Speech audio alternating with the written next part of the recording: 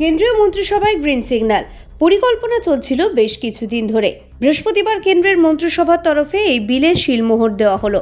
লক্ষ্য হলো সারা দেশে একসঙ্গে সমস্ত নির্বাচনের আয়োজন করা। এই বিল নিয়ে পক্ষে ও বিপক্ষের যুক্তি আলোচনা করার আগে এই বিলটি সম্পর্কে একটু জেনে নেওয়া যাক। এই এক দেশ এক ভোট বিলের পরিকল্পনা অনুযায়ী ভারতের সকল নির্বাচন লোকসভা এবং রাজ্য বিধানসভা একই সময়ে হবে। 2014 সালে নরেন্দ্র মোদী ভারতের প্রধানমন্ত্রী হিসেবে ক্ষমতায় আসার পর থেকে বিভিন্ন সময় তিনি এক দেশ এক ভোটের ধারণা প্রকাশ করেন। এরপর 2017 সালের জুন মাসে এই বিষয় নিয়ে একটি বিশেষ কমিটি তৈরি করার সিদ্ধান্ত নেন। এই কমিটি নির্বাচনী প্রক্রিয়া, সাংবিধানিক বাধা এবং এর সঙ্গে জড়িত আরও অন্যান্য প্রাসঙ্গিক বিষয় নিয়ে বিশ্লেষণ করবে। কমিটি গঠনের পর সরকারের পক্ষ থেকে এই প্রস্তাবের বিভিন্ন দিক নিয়ে আলোচনা শুরু হয়। 2019 প্রজাতন্ত্র দিবসে প্রধানমন্ত্রী তাঁর ভাষণে এক দেশ এক ভোটের গুরুত্ব এবং সম্ভাব্যতার কথা বলেন। তিনি তার বক্তব্যে এই পরিকল্পনাকে ভারতের নির্বাচনী ব্যবস্থার জন্য একটি বড় সংস্কার হিসেবে তুলে ধরেন ও দেশের রাজনৈতিক, প্রশাসনিক এবং অর্থনীতির ক্ষেত্রে এর ইতিবাচক দিকগুলির কথা জানান। এরপর 2024 সাধারণ নির্বাচনের আগে মোদী সরকার আবার একবার এই বিল পাস করাতে উদ্যোগী হয়। অবশেষে দীর্ঘ প্রতীক্ষা ও প্রচেষ্টার পর এই বছর 12 ডিসেম্বর এই বিল কেন্দ্রীয় মন্ত্রিসভায় পাস হয়েছে। আসলে এই বিলের সপক্ষে বেশ কিছু যুক্তি রয়েছে সরকারের। প্রথমত, এই বিল পাস হওয়ায় নির্বাচনী খরচ বেশ খানিকটা কম হবে।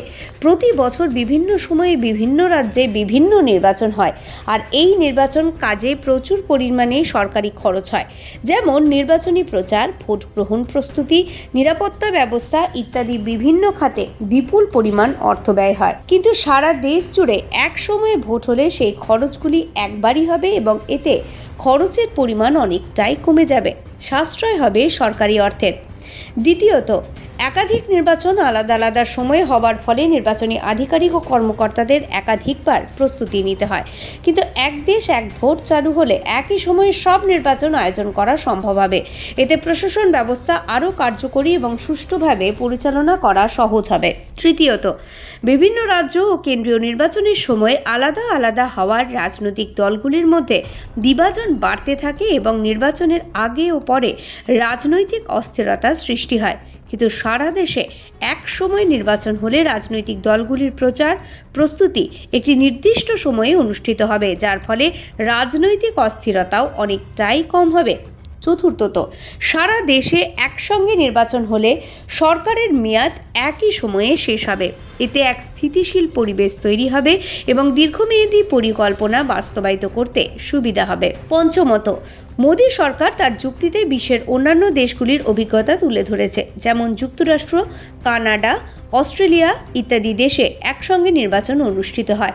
একসঙ্গে নির্বাচন এই দেশগুলির নির্বাচনী ব্যবস্থাকে সুসংহত ও কার্যকর করেছে। এই ভারতেও এই ব্যবস্থা শুরু হলে ভারতের নির্বাচন প্রক্রিয়াও সুষ্ঠু ও কার্যকর হবে। সর্বোপরি এক দেশ এক ভোটের মাধ্যমে ভারত তার নির্বাচন প্রক্রিয়ার আধুনিকীকরণ ও যুগোপযোগিতা আনতে সক্ষম হবে, যা বিশ্বের কাছে ভারতকে এক শক্তিশালী ও কার্যকরী গণতান্ত্রিক দেশ হিসেবে প্রতিষ্ঠা করবে। সময়ের সাশ্রয় হবে, তার ফলে দেশের জন্য উন্নয়নমূলক কাজ করার সময় আরও বেশি পাওয়া যাবে।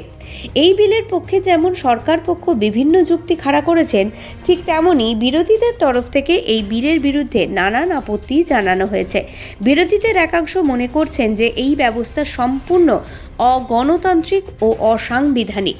এর ফলে ভারতের যুক্তরাষ্ট্রীয় কাঠামো আঘাতপ্রাপ্ত হতে পারে। তৃণমূলের পক্ষ থেকে এই নীতির পুরোপুরি বিরোধিতা করা হয়েছে। তাদের মতে এই নীতি হলো দেশে একনায়কতন্ত্র চালানোর চেষ্টা। এই নীতি নিয়ে আপত্তি রয়েছে সিপিএমেরও, তবে বিরোধীদের যুক্তিকেও কিন্তু অস্বীকার করা যায় না। প্রথমত, দেশের এক একটি রাজ্যে ভোট শেষ হয় এক এক সময়। একসঙ্গে ভোট করাতে হলে কোনো রাজ্যের ভোট এগিয়ে আনতে হবে, আবার কোনো রাজ্যের ভোট পিছিয়ে দিতে হবে, যা ভীষণভাবে সমস্যাজনক। আবার বিধানসভা ও লোকসভা ভোটের চরিত্র আলাদা। তার উপর কোনো রাজ্য বা কেন্দ্রে মেয়াদের মাঝখানে সরকার পড়ে গেলে আবার সেই রাজ্যে নির্বাচনের প্রয়োজন হবে। এতে এক দেশ এক ভোটের উদ্দেশ্য সফল হবে না। যাই হোক, সংসদে এখন শীতকালীন অধিবেশন চলছে।